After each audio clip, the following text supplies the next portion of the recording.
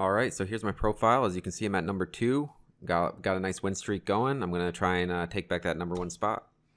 So I'm gonna take the deck that I just showed you and run through a match here, and hopefully I get a nice easy 1 victory, get the number 1 and sit on it for a little bit. So we're up against Manu S, and I've played this guy many times before. I think he's on Stone Scar now, but he's also played Armory in the past. So we'll see. This hand that I have is pretty sketchy, but not much I can do about it since I did already mulligan. I can play the Temple Scribe, which ideally will find me the other powers so that I can play the Amber Acolyte to find me the Primal Sigil and kind of just go from there. Hopefully the Praxis Displacers will be useful this game. But I'm sort of lacking any I'm kind of lacking a like a high impact card. I don't have an Obelisk. I don't have a Scouting Party. I don't have a Sandstorm Titan. I don't have a Shimmerpack. Not that I'd want a Shimmerpack this early. And I may have mana issues if I don't hit my third God, there I did it again. I said mana. See, I'm still using all the magic terms. It's a really hard habit to break. But our opponent over there is either multitasking, making a sandwich, or just really thinking about what he's gonna do. Okay, I see his cards moving. Okay, yep, so he's Stone Scar, which Permafrost is really good against Stone Scar if I can cast it. There's really no decisions to make. This is me debating saying something to maybe hurry him along, but he's going now. So here I can play the Scribe and try to just naturally draw the power, which I think is probably the best because I don't know if he has a Torch or a Varus Favor or anything like that.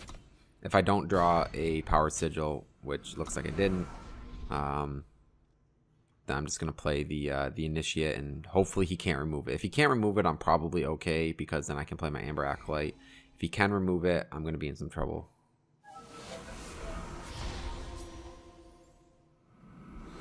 Okay, Statuary Maiden. That's pretty good against my deck because I have a lot of creatures that are really easy to kill, or units rather. Here I just play the Amber Acolyte because in case I want to make sure I can get that Power Sigil in the event that he removes my Initiate. And I Permafrost this. It's not the best Permafrost target, but I'm just going to try and chip away at some damage at him. And I figure with the 2 Praxis Displacers and a Permafrost, I might be able to sort of out-tempo him. And I feel like I can afford to use my first Permafrost on it. So here I think he kind of makes a mistake, because if he killed my Initiate of Sands, I would have been completely screwed here, but he chose not to. So here I'm just going to play the Praxis Displacer and chip in again, and if all he does is play the Statuary Maiden again, I'll just play my other Praxis and kind of whittle him down. Hopefully I can sort of sneak in there with a Scouting Party and another Permafrost. Okay, so he has the second weapon. This time he does kill the Initiate, which is going to hurt me. Luckily, or thankfully, I drew the Diplomatic Seal, so now I have my options here. I'm gonna, since if I return that Maiden to his hand, all I can do is hit him for a few damage. So I don't think that's worth it. So instead, I'm gonna try and make my board a little bigger, and then maybe if I hit my other Power Sigil, I can bounce whatever he plays plus Permafrost and hit him for more damage. Also, it'd be kind of nice if I can get him to use some of the equipment that he got from his Statuary Maiden, and then Permafrost whatever he puts it on, or return it to their hand.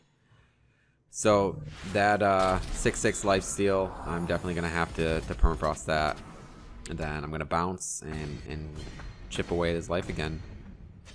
So basically, since I don't have an Obelisk or a Shimmerpack, I kind of need to kill him before he can set up his board, because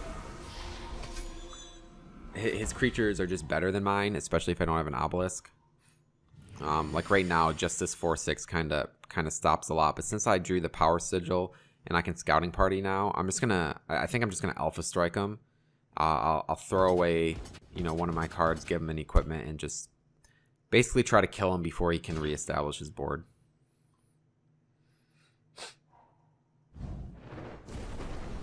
Okay, that's expected. I think he has a torch, so he's gonna get some more equipment. So he's gonna stem the bleeding, but hopefully the scouting party will carry me to victory.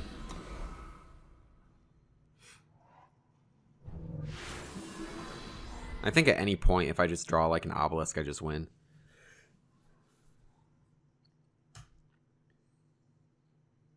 Alright, so let's see what he does.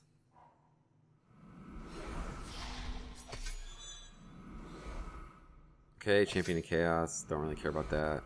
He's just going to throw a bunch of equipment on it.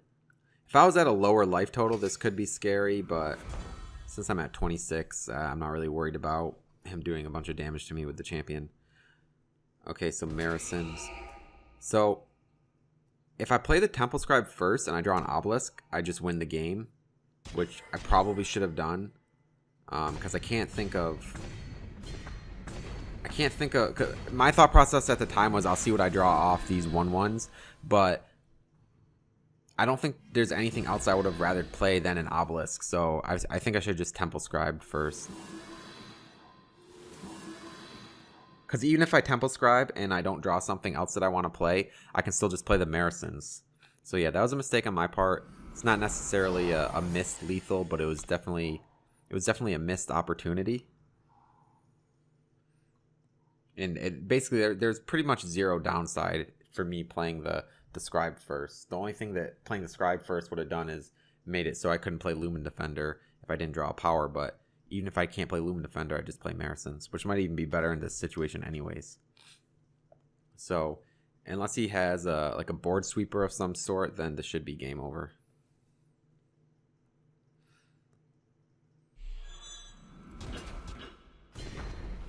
Something to note is if you have a champion that he doesn't have the Overwhelm ability because he doesn't have the correct influence, but if he does have the Overwhelm and Deadly will always deal 1 damage, and then the rest will kind of trample over to you. So here we go. Good game. Let's see if we get number 1. I think we will. I'm like fairly certain that I got number 1 off this game.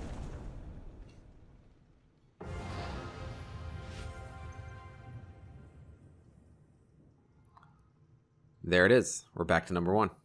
So thanks for watching, everyone. I know this video wasn't anything crazy special or maybe what you're used to, but I got a really nice achievement there, and I haven't made a video in forever, so look at it as kind of a warm-up video, if you will. Thanks for watching, guys.